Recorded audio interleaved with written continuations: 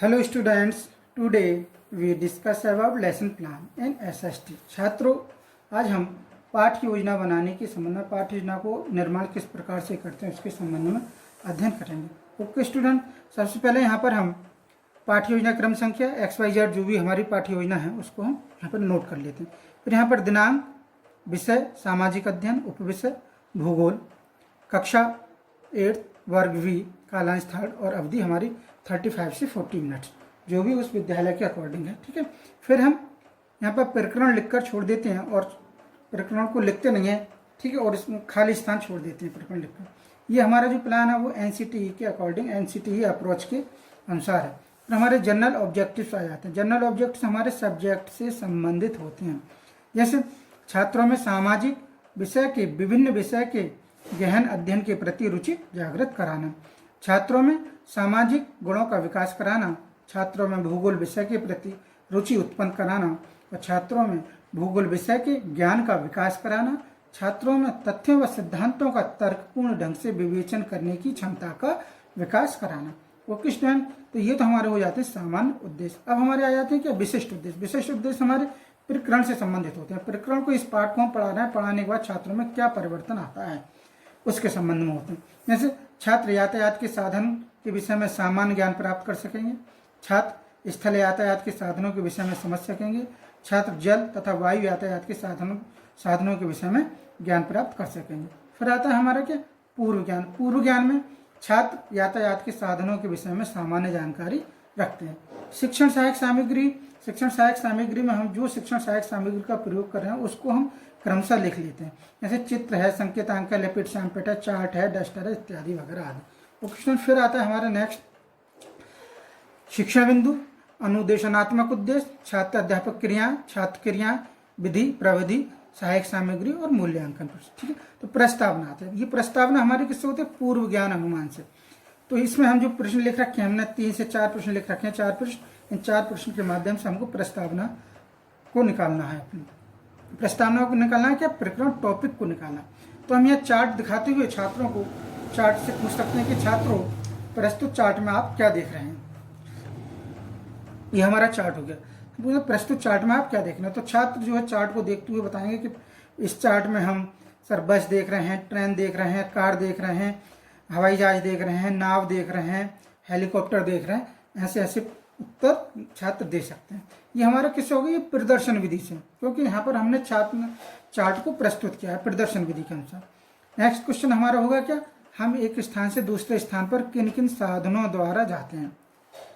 इसमें उत्तर क्या देंगे छात्र? हम गाड़ी से, बस से, रेलगाड़ी से, हवाई जहाज से आदि विभिन्न प्रकार के जो उत्तर होंगे उन उत्तरों को छात्र देने का भरसक प्रयास करेगा। ये प्रश्न उत्तर विधि के माध्यम से।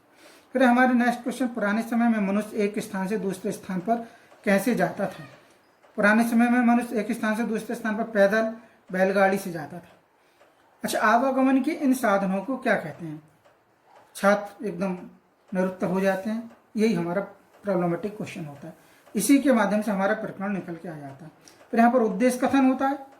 यहाँ नवीन ज्ञान प्रस्तुतिकरण देता है छात्र अध्यापक, और सभी छात्र ध्यानपूर्वक सुनते हैं व स्मरण भी करते हैं। ये कथन विधि के माध्यम से कि छात्रों आज हम आवागमन के साधन, जिन्हें यातायात के साधन भी कहते हैं, का अध्ययन करेंगे।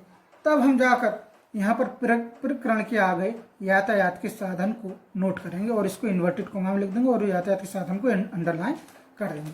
ओके स्टूडेंट, अब इसके बाद में हमारा पहला शिक्षण बिंदु प्रारंभ होता है, यातायात के साधन।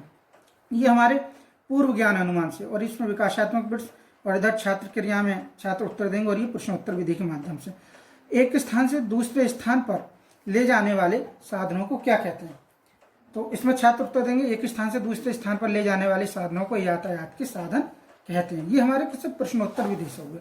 नेक्स्ट क्वेश्चन है हमारा, यातायात के साधन और किन किन काम में आते हैं। यातायात के साधन एक स्थान से दूसरे स्थान पर ले जाने का कार्य भी करते हैं। एक क्वेश्चन और है हमारा इसमें कि यातायात के साधन कौन कौन से मार्गों पर प्रयोग किए जाते हैं। यहाँ छात्र निरुत्तर हो जाते हैं। अब छात्र अध्यापक जो है अपना नवीन ज्ञान प्रस्तुत करता है और छात्र अध्यापक कथन करता है और सभी छात्र यहाँ ध्यानपूर्वक सुनते हैं। यहाँ पर ये बोलना सुनना विधि के माध्यम, क्योंकि छात्र बीच बीच में भी कुछ ना कुछ बोल लेते हैं। ओके स्टूडेंट, अब यहाँ पर स्टार्ट होता है हमारा स्पष्टीकरण, छात्र अध्यापक कथन। आधुनिक युग में यातायात के साधनों का महत्वपूर्ण स्थान है। इन साधनों के द्वारा हम एक स्थान से दूसरे स्थान पर सरलता से एवं कम समय में पहुंच जाते हैं तथा वस्तुओं को भी एक स्थान से दूसरे स्थान पर ले जा सकते हैं। ठीक है, यातायात के साधन निम्नलिखित 3 मार्गों पर प्रयोग किए जाते हैं। कौन से मार्गों पर प्रयोग किए जाते हैं? 3 मार्गों पर। ये हमने यहाँ पर नोट कर रखे हैं, स्थल मार्ग, जल मार्ग, वायु मार्ग। ठीक है, उपयुक्त तीनों मार्गों का अपना महत्व है तथा ये एक दूसरे के पूरक भी हैं और यातायात के साधनों का मुख्य प्रयोग शीघ्रता से यात्रा तथा सामान ढोने के लिए किया जाता है। ठीक है स्टूडेंट, ये हमारा यहाँ पर पहला शिक्षण बिंदु कंप्लीट हो गया। अब हम यहाँ पे जो है मूल्यांकन प्रश्न कर लेते हैं। 1 या 2 प्रश्न हमने जो पढ़ाया वो छात्रों ने कितना ज्ञान को प्राप्त किया है। तो यातायात के मुख्य साधन क्या क्या हैं? एक प्रश्न ये हो सकता है हमारा मूल्यांकन में। दूसरा प्रश्न हो सकता है यातायात के साधनों के मार्ग बताओ। छात्र इनके अपने उत्तर दे सकते हैं। ओके स्टूडेंट, फिर नेक्स्ट शिक्षण बिंदु है हमारा स्थल मार्ग के प्रकार। स्थल मार्ग के प्रकार ये हमारा शिक्षण बिंदु है। इसका विकास करने के लिए विकासात्मक प्रश्न पूछे जाते हैं पूर्व ज्ञान अनुमान के आधार पर। ठीक है, तो हम यहाँ पर फिर पूछेंगे कि प्रस्तुत चित्र में आप क्या देख रहे हैं। तो ये हमारे स्थल यातायात के साधन है, इसकी चार्ट है ये। तो प्रस्तुत चित्र में आप क्या देख रहे हैं? तो छात्र यहाँ उत्तर दे देंगे कि प्रस्तुत चित्र में हम सब कार है, ट्रेन है, बस है आदि को देख रहे हैं। ओके, फिर स्थल मार्ग कितने प्रकार का होता है? ये हमारा पहला प्रश्न हो गया है। पहला प्रश्न हमारा किस हो गया? प्रदर्शन विधि से। दूसरा प्रश्न स्थल मार्ग कितने प्रकार का होता है? छात्र निरुत्तर हो जाते हैं ये प्रश्नोत्तर विधि के माध्यम से। फिर छात्र अध्यापक नवीन ज्ञान प्रस्तुतिकरण देता है और छात्र अध्यापक कथन करता है कि, और इधर सभी छात्र ध्यानपूर्वक सुनते हैं। इसमें भी बोलना सुनना विधि के माध्यम से। धरातल या स्थल पर आने जाने के मार्ग को स्थल मार्ग कहते हैं। स्थल मार्ग 2 प्रकार के होते हैं, सड़क मार्ग और रेल मार्ग। सड़क मार्ग वे हैं जिन पर गाड़ी, बस, ट्रक, कार, साइकिल आदि दौड़ती हैं। सड़कों को 3 वर्गों में बांटा गया है। नंबर 1 प्रमुख सड़कें, ये राष्ट्रीय राजमार्ग।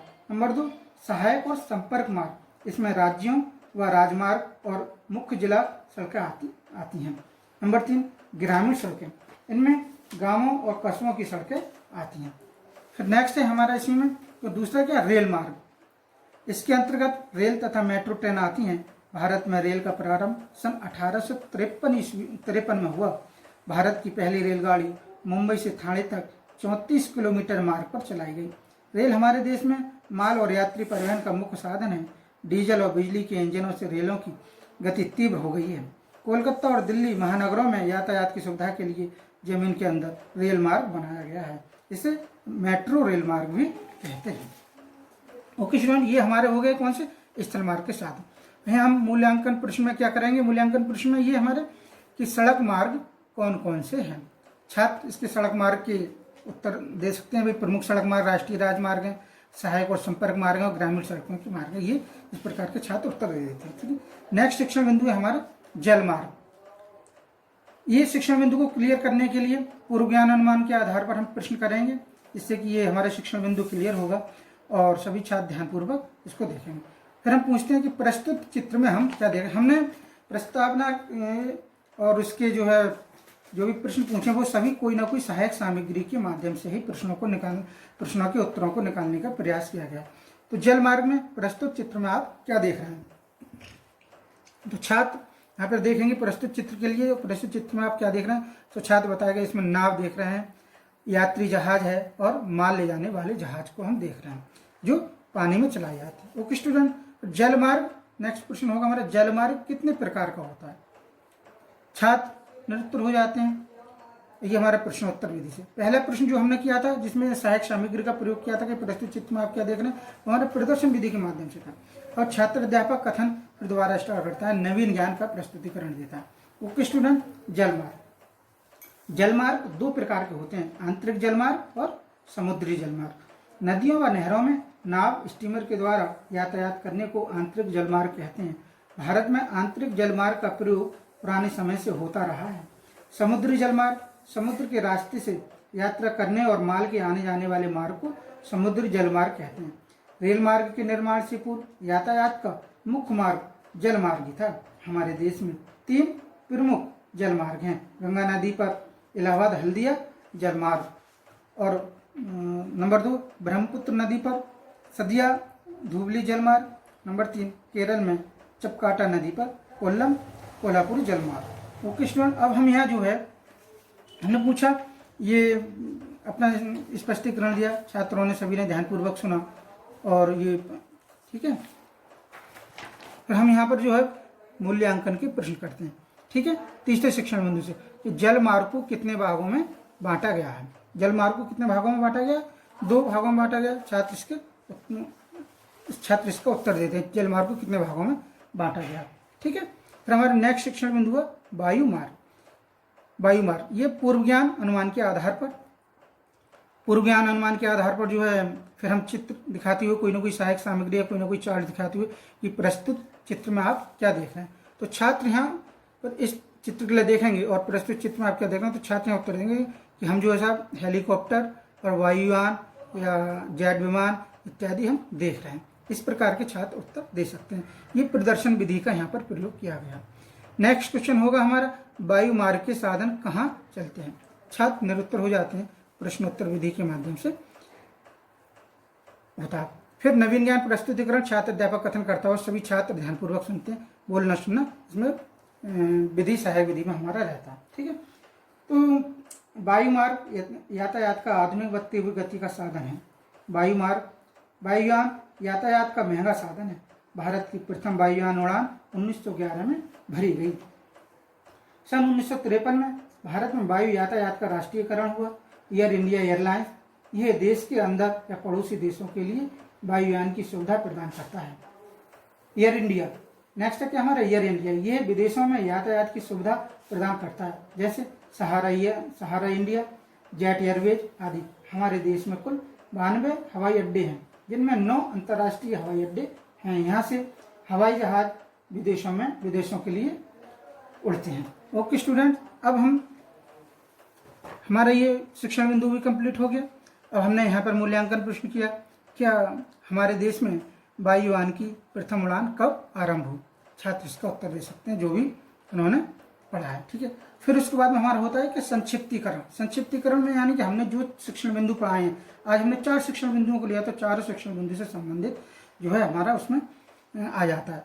और इसमें संक्षिप्तीकरण में नवीन ज्ञान संश्लेषण किया जाता है। इसमें श्यामपट्ट से पढ़ते हुए छात्रों को समझाते हुए, छात्रों आज हमने यातायात के साधन स्थल मार्ग, जल मार्ग, वायु मार्ग आदि साधनों के विषय में अध्ययन किया है। सभी छात्रों व छात्र के यहाँ छात्र ध्यानपूर्वक सुनेंगे व स्मरण भी करेंगे, ये कथन विधि के माध्यम से। ठीक है, फिर आता है हमारा निरीक्षण व लेखन कार्य। ठीक है, इसमें ये नवीन ज्ञान का स्थायीकरण एवं लेखन कौशल इसमें रहता है। सभी छात्र जो हैं, छात्र अध्यापक छात्रों को श्यामपट्ट कार्य अपनी अभ्यास पुस्तिका में उतारने को निर्देश देकर छात्रों के लेखन कार्य व बैठने की मुद्रा तथा पूर्व दिवस में दिया गया कार्य को निरीक्षित करेगा। छात्र क्रिया में छात्र अपनी अभ्यास पुस्तिका में श्यामपट्ट कार्य को लिखेंगे, ये लेखन कौशल के माध्यम से। ये हमारा श्यामपट्ट सारांश बनाया हमने। ठीक है, ये समरी बनाई है पूरे जो हमने पढ़ाया। इसमें यातायात के साधन, इसमें स्थल जल वायु, यातायात के साधनों के मार्ग, स्थल मार्ग, सड़क मार्ग, रेल मार्ग। नंबर 3 जल मार्ग, आंतरिक जल मार्ग, समुद्री जल मार्ग, वायु मार्ग, इंडियन एयरलाइंस, एयर इंडिया और अंतर्राष्ट्रीय हवाई अड्डे आदि। ये हमारा श्यामपट्ट सारांश हो गया। छात्र इसको अपनी अभ्यास पुस्तिका में उतार लेते हैं। फिर अंतिम बिंदु रहता है हमारा क्या, अब गृह कार्य इसमें अभ्यास की दृष्टि से दिया जाता है। और गृह कार्य में छात्र अध्यापक क्रिया में कि यातायात के साधनों का विस्तृत वर्णन कीजिए या विस्तृत वर्णन लिखकर लेकर आइए। सभी छात्र गृह कार्य को अपनी अपनी अभ्यास पुस्तिका में उतारते हैं और बोलना और लेखन विधि का प्रयोग इसमें करते हैं। Okay students, thank you.